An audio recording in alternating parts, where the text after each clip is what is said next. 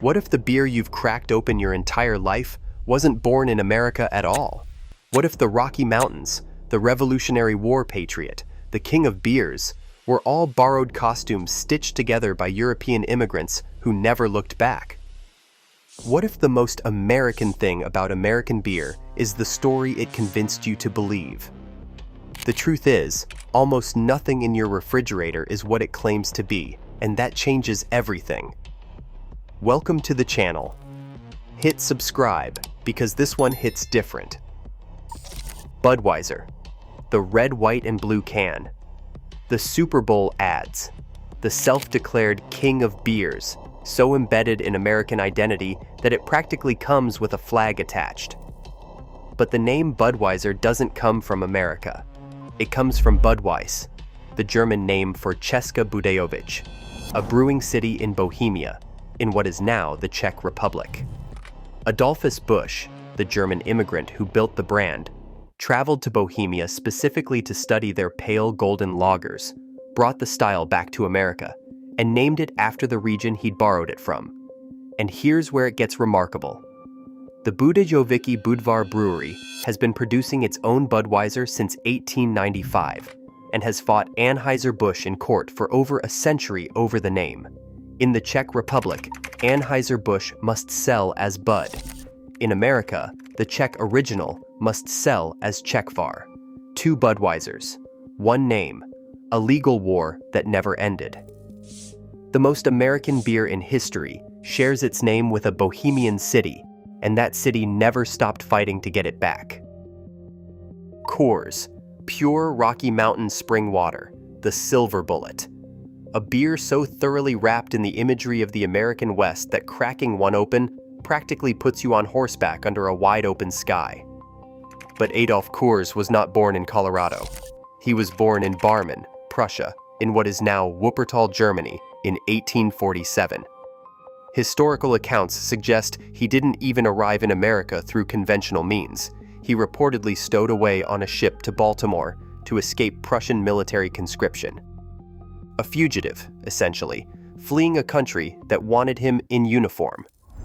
He reached Colorado in 1872 and founded his Golden Brewery the following year. And the entire identity that followed, the pristine wilderness, the mountain streams, the Made in the Rockies positioning, was a marketing construction layered over a Prussian immigrant's desperate escape from a Europe he never wanted to return to. Adolf Coors never went back.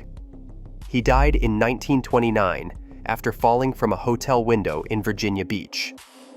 The beer most associated with American freedom was built by a man who came to America specifically to escape a European army. Miller Time. That specific phrase carries a feeling more than a meaning. The shift whistle, the ice-cold bottle, the particular exhaustion of honest work, giving way to honest rest. It is one of the most effective pieces of American working-class mythology ever attached to a beer. But Frederick Miller was not American. He was born in Riedlingen, in the Kingdom of Württemberg, Germany, in 1824. Before emigrating to Milwaukee in 1855, he worked at the Royal Brewery at Hohenzollern Castle, one of the most prestigious brewing operations in all of Germany. And when he left, he didn't just carry a recipe in his head. He brought a living yeast strain from that castle across the Atlantic, tucked into his luggage like a secret. That biological culture, cultivated inside a German royal fortress, became the foundation of everything. Miller Lite, Miller High Life, Miller Genuine Draft, the entire portfolio, every can and bottle that ever carried the Miller name, descends from a yeast strain born in a castle that most Americans couldn't place on a map. He didn't just bring a recipe, he brought a living piece of Germany to America. Pabst Blue Ribbon, the dive bar staple, the underdog's beer. That blue ribbon on the label carries the quiet suggestion of a hard-won American triumph, specifically the 1893 Chicago World's Fair, where the legend says Pabst beat every competitor and earned the right to wear its prize forever. Except that's not what happened. The brewery was founded by German immigrants, Jacob Best Sr., and later shaped by Frederick Pabst. both from German-speaking regions of Europe. And the ribbon predates the World's Fair by 11 years. Pabst began tying actual blue silk ribbons around bottlenecks in 1882, purely as a visual trick to make the beer look premium on bar counters. The World's Fair story arrived afterward, a convenient narrative that attached itself to an existing symbol and stuck because nobody pushed back. The most working-class American beer in existence was founded by German immigrants and carries a prestige name built on a marketing decision made a decade before the event it is supposed to commemorate. Sometimes, the legend is just the label talking. Yuengling, America's oldest brewery. That designation sits on every bottle like a badge of pure American permanence, something that was here before almost everything else, rooted so deep in this country's soil that it practically predates the idea of American beer itself. But the man who built it wasn't American. He was Johann David Yuengling, born in Aldingen, Württemberg, Germany in 1806. When he arrived in Pottsville, Pennsylvania in 1829, he did what thousands of immigrants before and after him would do. He changed his name. Jüngling, which means young man in German, became Yuengling, softer, more approachable, something an American tongue could wrap itself around without stumbling. He founded D.G. Yuengling and Son that same year, and the brewery has been passed down through 6 unbroken generations of the same family ever since. 6 generations of American history. The founding generation entirely German. Every bottle that carries the words America's oldest brewery is the direct legacy of a man from Württemberg who quietly traded his name for a new one and never looked back. Schlitz, the beer that made Milwaukee famous. A slogan so confident, so completely settled in its own legend that it stopped needing explanation generations ago. But Joseph Schlitz was born in Mainz, Germany in 1831.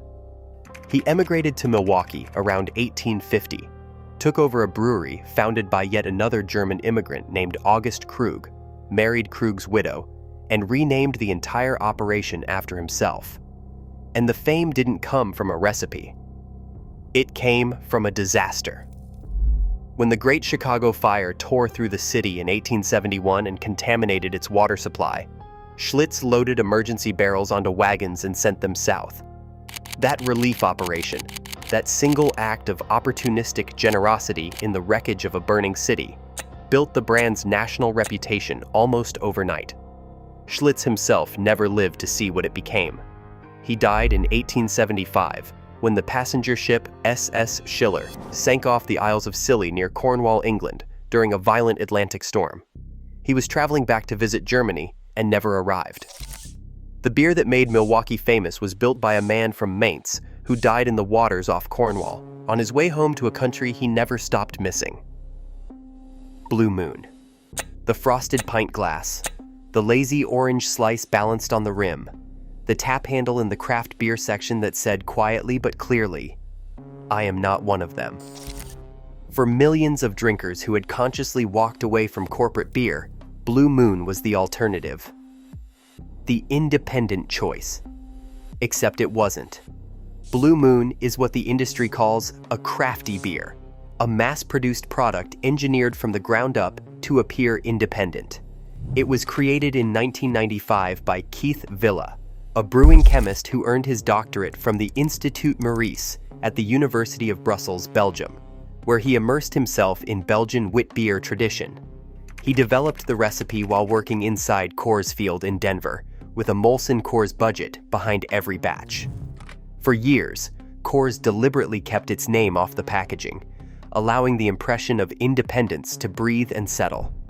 It worked so completely that in 2012, a class action lawsuit was filed alleging the marketing had misled consumers into believing they were supporting a small independent brewery. A Belgian-educated brewer, a Belgian-style recipe, a Coors budget, sold to the exact drinkers who had specifically chosen not to drink Coors. Samuel Adams, the tricorn hat, the Boston skyline, the name of a founding father printed on every bottle, like a certificate of American authenticity. If any beer was built to feel like it was brewed in the bones of this country, it is this one. But Samuel Adams was not a brewer. He was a maltster, someone who produced the malted grain that other people turned into beer. And by most historical accounts, he was a failing one, running the malting business he inherited from his father into serious decline. Jim Koch launched Boston Beer Company in 1984, drawing on a recipe attributed to his German-American ancestor, Louis Koch. But the style of the beer itself, the Vienna lager, was not American in any sense. It was developed in Vienna, Austria, in 1841 by a brewer named Anton Dreher, who used slightly darker, richer malts to produce the amber color and caramel depth that define the Sam Adams profile. A beer named after an American patriot, branded as the Pride of Boston, built entirely on a 19th century Austrian brewing innovation. The real Samuel Adams couldn't run a grain business. He would not have recognized the lager that carries his name. Michelob, the teardrop bottle. That distinctive silhouette that made it look different from everything else on the shelf, more considered, more refined. The beer that asked you to slow down and actually appreciate what you were drinking. Adolphus Busch created Michelob in 1896 and positioned it as a premium draft beer, for the connoisseur, draft only for decades before the iconic bottle arrived in 1961. But the name didn't come from America.